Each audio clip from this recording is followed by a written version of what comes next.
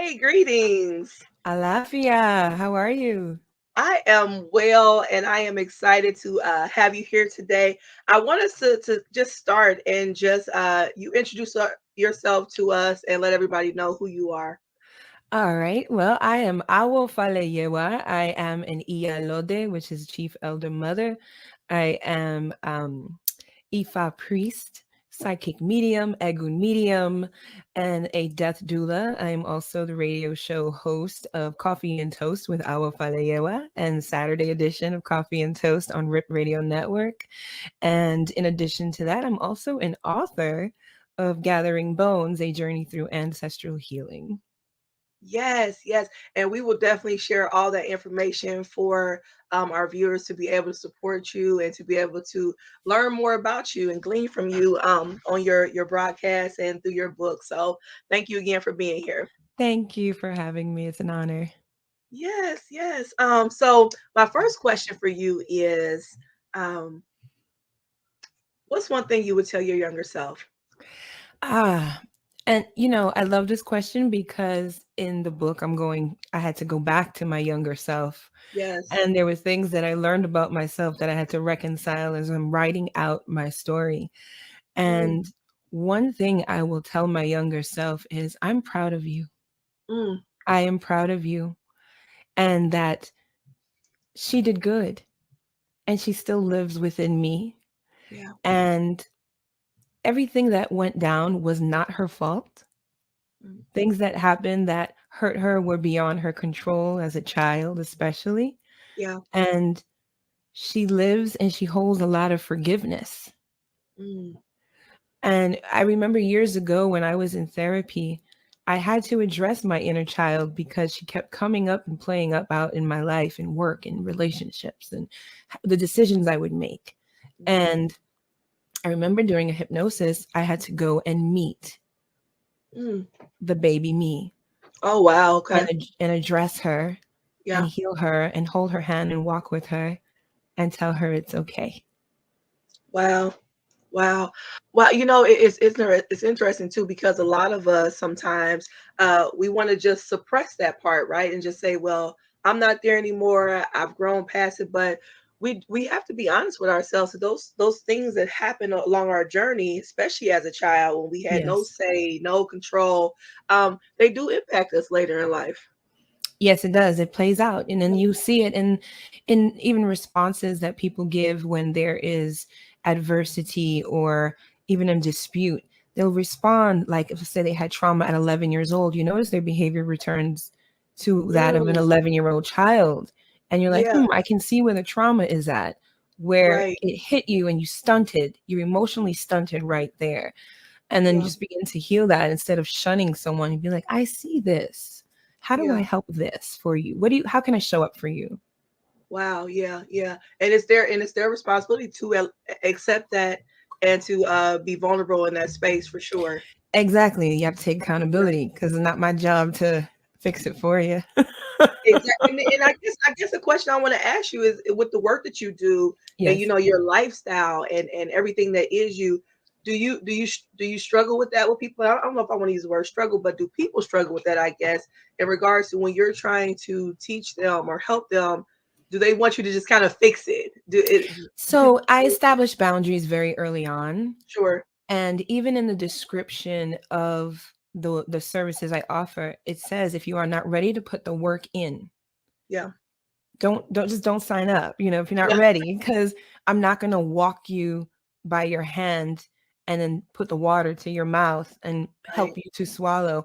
I'm going to empower you. I'm going to give you the tools. I'm going to open the doorways for your healing. And then there's healing techniques. Of course, there's things that I would do, but I'm not going to fix your life Yeah. because that's not my job. You have your story. I'm here for however long I need to be here in your life Yeah. to Yeah. assist you on the journey until that journey ends. Yeah. I'll be there to support you and hold space. But no, from the Yeah. jump, we're gonna, and I'll notice people, I notice when people try that Yeah. Yeah. and it becomes this attachment that they want to get, or they'll see me, I'll trigger mommy stuff in them or Yeah. elder sister stuff, sometimes Yeah. even grandparent stuff. Mhm. And they want to attach. And I have to remind them, like, hey, there's an energy transfer here that we need to address and Yeah. establish boundaries again. Like, let's talk about that. What's coming up for you? Is there something that I'm saying or Yeah. doing that's triggering you? And they're like, no, it's just, your presence. And I say, okay, yes, remember, I am godmother in spirit, but Mhm. I'm not your mommy. Right. Right. Right. Yeah, I would imagine that. And I know this is a little off topic, but I enjoy organic conversation. Absolutely. Yeah, but I would imagine that there would be some fear with that with some people. So when people cross into this I guess world of awareness or awakening and want to learn more, do you sometimes deal with people who are very fearful because of these old Yes, the old ways of thinking. yeah, So let's talk about what Ifa is. yeah, sure, sure. So Ifa is the sacred oracle that we all have divine access to. It is it was established or founded, if you want to use those words, in Yoruba land in Africa Hmm. by our ancestors. Orunmila, the spirit of destiny, came down and brought the 201 Imoles, and therefore everything came to pass with Ifa. So Ifa is based on Iwapele, gentle character, Hmm. kindness, Yeah. and Suru, inner peace and compassion. We Hmm. believe in Olodumare, the creator. Hmm. We believe in the four corners of the world. We believe in Orisha. Orisha are consciousness that reside within us, all around us in the universe, the earth. And we give them names and associate them with human figures because that's what we do. We give everything a Sure. human face. Yeah. And so when we are practicing and calling Oriki, you were taught in Christianity that it was wrong because we were calling in our power. We were calling in our divine birthright that we were given before we even came to this earth. Sure. Sure. And that power is direct message from Olodumare, from your Yeah. ancestors. So that Yeah. power that we embody was told that it was wrong. We were Mm. told that it was evil. We were told our Mm. ancestors were evil, that meditation was wrong. To Yeah. call out in your native tongue of Yoruba because they don't understand it, it's Hmm. demonic and evil. When you read the words, it's poetic beauty. Oh, just Yeah. such beauty. Yeah. And so when people come to me and they're fearful, I immediately say fear doesn't exist in Ifa. Mm. Okay. Fear leads to a hindrance of your ire. Ire means success, abundance, your peace. Mm. Fear is something that was instilled in our ancestors and in our DNA to oppress us from our elevation and connection with our divine birthright, our ancestors, and the spiritual realms. So Hmm. when they come with fear, we have to take gently, because Hmm. everyone's different, take Sure. off the layers and do a lot of unlearning, which requires a lot of self reflection and study, a lot of Hmm. silent time with spirit, and a Yeah. lot of questioning. Sometimes you have to Hmm. go back and question family members. Oh yeah. Oh And through yeah. that process, there's a purging, a purging Mhm. of that trauma, a purging of those things that we learned that have oppressed us. And then there's a purging of the people around us who Yeah. refuse to elevate and go back to their roots. Mm. And so there's also reconciling that with forgiveness and love and light because there's no harm, Right. Right. but it's not going to stop you from your alignment and elevation. Yeah. Yeah. Thank you for sharing that. I'm glad that you touched on that because for one, it'll help people connect with you a little bit more to know what you do and who you are. Also, you'll be talking about, I'm sure, some of this in your book. Um, Absolutely. Yeah, yeah. And I always like to say that because, and I only speak from my perspective, this is not any type of condemnation or judgment on people who are Christian. This is about me just remembering things Mhm. that took place. I just always like to say that because people think that I'm pounding, and it's like, no, Oh no, it's yeah, never to oppress anyone else. yes, It's right, literally to bring awareness that you've yeah, been lied to for so long. yeah, And when you are ready, you can align with your roots, your ancestors, and you can even do both. But then you'll realize you'll find where. the contradictions are, and you'll be like, this doesn't resonate in my heart, in my bones. Yeah, yeah, yeah. No, thank you for sharing that. Thank you for sharing that. I appreciate it. My next question for you is share a moment that changed you in some way. Okay, so the moment that changed me, there's so many.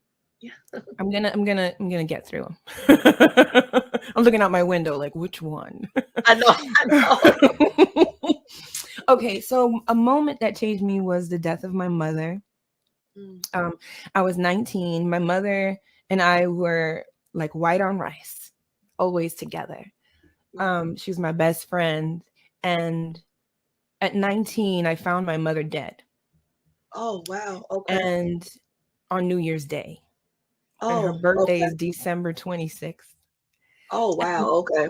before she passed away, my life, and this is in the book as well, my life as a girl growing up in Brooklyn, New York. I went to Catholic school. We practiced Santeria at home. My mother taught me everything. But what my mother was teaching me was how to live without her. And I Ooh. didn't realize that until she was gone. Mm, And when she was gone, I had to figure everything out on my own. And I had to cease being a child and grow up very fast. And I was a mother already. I had a daughter at 16. yeah, me too. Yeah. Well, And so yeah. Hmm. and my mother left me very suddenly, but she left me with so many lessons that were instilled in me that I had to quickly change into the woman I needed to be to Hmm. live on in her memory, but also to be very strong because what came after her death was a constant state of change Mm, that I was constantly changing. I yeah. was constantly transforming because it went from losing my mother to losing everything to being homeless Mm, to submitting being being subjected, sorry, that's okay. to domestic violence, Mm, to stalking, to spiritual warfare. And mm. my mother, throughout all of that, was a constant voice, a constant source of Wow. guidance and spirit where she said, I taught you how to get through this. Mm, I taught you this. And I mhm, told you that you were going to have a hard life, that you were going to be alone, mm. and that all of your family was going to be gone. Oh, wow. Yeah. Yeah. And they were gone. It was Mm, me and my daughter. mm, And I had lost and lost. And then through it all, I had to spiritually ground myself and go inward and find the medicine that my mother had put into my DNA mhm. and bring that up with Yeah. prayer. No Mhm. fancy altars, nothing Yeah. else was required but the power of my word and the love for creator and my mother. Mhm. And that changed me. And then the Mm. second change, because it's important, was when Yes. I elevated to Ifa and I got my two hands of Ifa, which means I can divine for myself and others. Mm, And then initiated to Iyalode, which makes me chief mother, so I can do all ceremonies, initiations, healings, death, birth, rights, all of it. And mhm. that changed me in such a way when I birthed my Ile, where I was birthing my godchildren spiritually through me, one after the other. 19 women, 10 days of nonstop work, transformed Wow. me in such a way where I was so anchored to the earth and aligned that all I experienced was pure bliss, and Mhm. nothing takes me out of that. Wow. Wow. And those are the, Two major things that yes, wow, wow. That's deep. It's interesting when you speak to people, especially when they've lost their parent at such a young age, I think that is a life altering situation. But again, when you don't have that family, when you are so young and you're still trying to figure you out, and now you have to try to navigate through life and with the child, so I'm yes, sure that was an interesting time, but it sounds like through all of that so much beauty came. So absolutely. yeah, All yeah, beauty. yeah. No, I love it. I love it. um the next question is, how have you intentionally showed up and helped to bring change in the world? And it sounds like you answered some of that already, but Please expand a little bit more on it. So currently, my work looks like deep rooted healing for womb holders. Mm, okay. And it changes the world because I do speaking engagements, I do healing work on the astral level to bring harmony back to Aye, which is earth. Mhm. We work, or me and my spiritual team here, because they like, hey, what about us? Yeah. Um, hello. We work to heal trauma, to heal generational wounds, so we don't keep continuing on in these cycles of pain, of loss, of suffering. And it's been so effective. And this work has been going on now that I've been doing now is going on 7 years. Oh wow. Okay. Okay. I've been as an actual service to others full Sure. time, where I left everything for working for social work and Oh, so you used to devoted. be a social worker. Yes. So you've And I always had a heart for helping yes. people. Okay. Yes. Yeah. So um I speak on, I bring life, I take life, I do all the things. When I say take life, I'm a death doula. I walk that to the door. I was going to say, if you want to kind of help people understand what a death doula is for people that may not understand what that is. Yes, so a death doula, many of us have been death doulas already. Yeah, exactly. Yeah. We just never named it. Yeah. So a death doula is a person who provides palliative care and spiritual care. With the Diaspora Death Doulas, which is my nonprofit, we provide Mhm. ancestral spiritual care to the dying and their family. We're there providing support and healing through their last days, their last months, however it may be, up until their last breath. And then we're there to celebrate and call the ancestors to elevate their soul, pray for the family, bring them together, and then we assist with any aftercare for the family, as long as, however long you decide with the family. And Yeah. then we hold space and vigil for our, what we call our friend who Mhm. has transitioned on. Yeah. And that's No. a calling, and that's also in my book. I've been around the death and dying and the aging my whole life. My mother was a director of senior citizens homes and Oh, elder okay. care. Okay. So I was always around the death and the dying. I used to see them dying before they would actually die. As a little girl, their faces would start to melt off. I've heard people say that. I've heard people say that they actually can see that. So I believe And then that. 2 days later, it was always 2 to 3 days, they were transitioning. And I used to see it. I started seeing it at 4 years old. Mm, Yeah. wow. Wow. Wow. So I mean, and this is a short conversation, but I of course would love because I love connecting with people who just experience life in different ways. And Thank I just you. find that so interesting, especially, because I read a lot, I watch a lot of documentaries, and it's just so interesting because I've seen people who have talked about that, who they at young ages saw things and how perplexing it was for them because of course they didn't understand what they were seeing, but it Yes. also was normal for them because they saw it all the time. Yep. Yeah, Yep. yeah. And Unlike some people. Go ahead. I was just really blessed to have a mother who also saw the same things. Oh, yeah. So she can And kind of help. being surrounded by women at a very young age who were all practitioners. I went to Catholic school. I went through the whole thing, pre-K through 8th grade, and then my freshman year I was an all-girl Catholic school. But at home, we were santeras. We had lukumi, we had palo mayombe, we had voodoo, we had Wicca, and we did it all. We called the ancestors down. We did the omieros, the herbal cleanses. We did the healing rites. We did the banishments. We did the possession work. And it was just that is just my life. Just Yeah, yeah, beautiful. And some people might even read the book and be like, this sounds like science fiction. But yes, this is what happened. And it yeah, happened to all of us. yeah, yeah. Wow, wow, wow. That's very interesting to me. I'm really intrigued by that. Because I believe in the spirit world. I believe in a lot of things, and so I just always like these type of conversations. Ashe. Um, Yes. So the next question is, what's a lesson you learned that you didn't understand at the time, but you do now? Oh, I was divorced. I had to get divorced from a previous marriage. Yeah. And the lesson that I learned was that Olodumare and Orumila, the spirit of destiny, will remove things from you that don't serve you, Mm, whether you can see it or not. mm, mhm, And you can try and fight and hold on.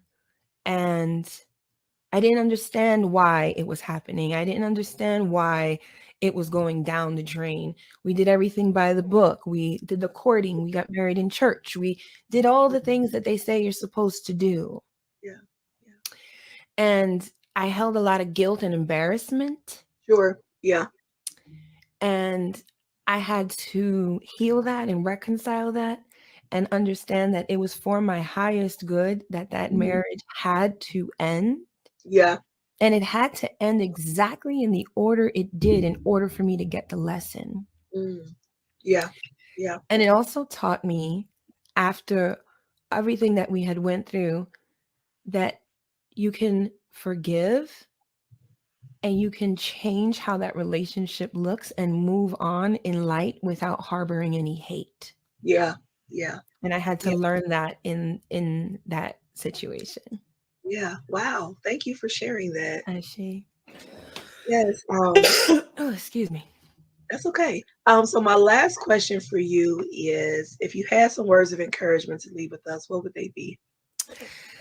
Yes, so if you feel like you don't know which direction you're supposed to go in, what EFI teaches is always to maintain a kind and gentle character and focus on your journey and speaking healing over yourself.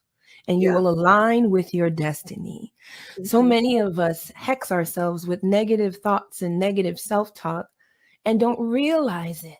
It's a habit that we have. So, to Yeah. break that habit, the word of advice and encouragement is go into meditation. Call your ancestors. It's your divine birthright to do so. You don't need no initiations or anything. It's in your bones. It's in your bones. Egun means bones in English. Yeah. Your ancestor DNA is in your bones. Hmm. So, call on them for the guidance and the peace to illuminate your path, to show you where you need to be. And Hmm. along that route, stay focused on you. Don't Yeah. worry about other people's stuff. Don't get caught up in the whirlwind of other people's mess, because everyone Yes. has to go through mess. Everyone has Yes. to go through their own stuff. You don't have to get caught up in it. So Yeah. stay the course, stay focused, kind and gentle character, and align the head and heart. Meditation, being a good person, doing the work on self, enrolling in therapy, Yeah. signing up with me at Old School Bruja, doing Yeah. the training work. And then you find your own way, and no one can take you out of that peace once you find your own peace. Yeah. Once you truly find it, that is so true. Can you tell us just a little bit about your radio show and what you do, just for people who may be curious? Yes, so Coffee and Toast with Awo Faleyewa on RIP Radio Network was born out of the need to uplift folks who we're all in a pandemic.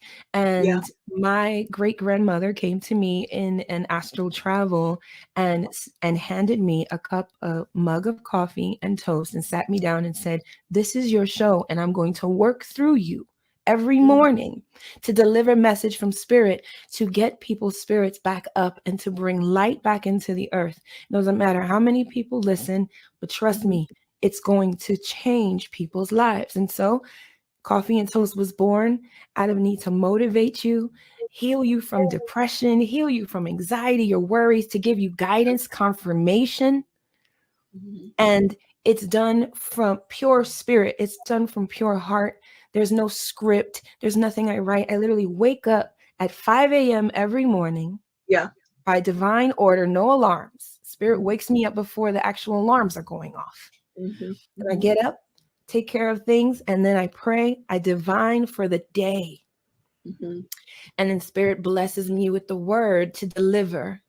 And it's Mhm. been transformative. And it's every day, Monday through Thursday at 7 a.m. Eastern Time. You Mhm. can listen on ripradionetwork.com, download the app, Ripped Yeah. Radio Network.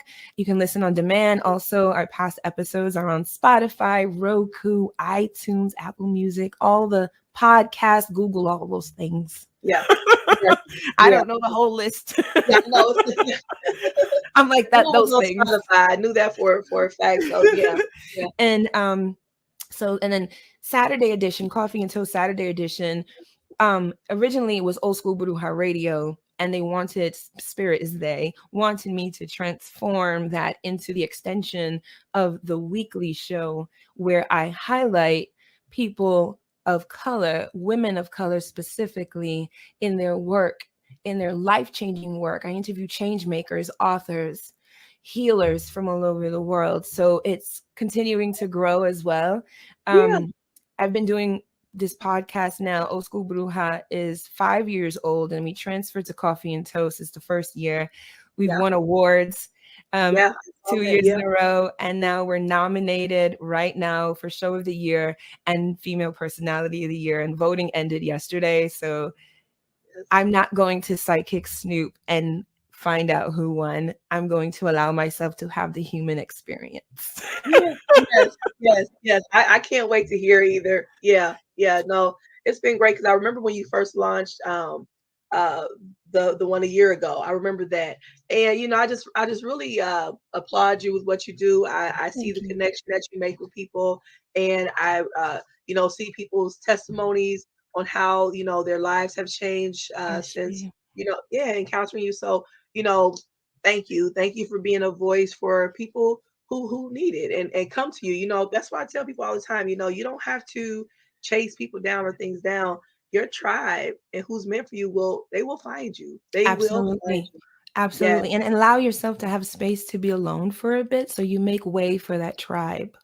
that is true. That is true. Because Because we tend to want to hold on to something that's not good and wait for something better. And you never give yourself a second to listen to spirit and reconnect with your higher self and your source, yes, to allow the space to clear, to bring in those higher vibrating individuals that need to align with you, whether yeah, for the season or for the lifetime, eternity.